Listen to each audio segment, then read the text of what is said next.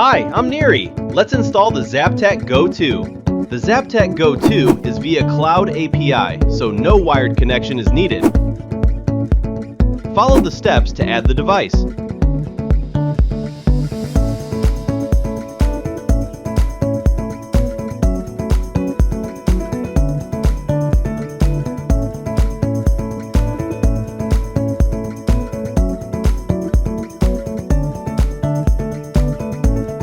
Use your Zaptec account to log in.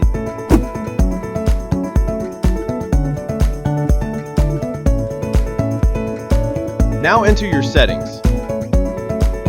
And done! The Zaptec is now connected with the Aniris controller. Happy charging!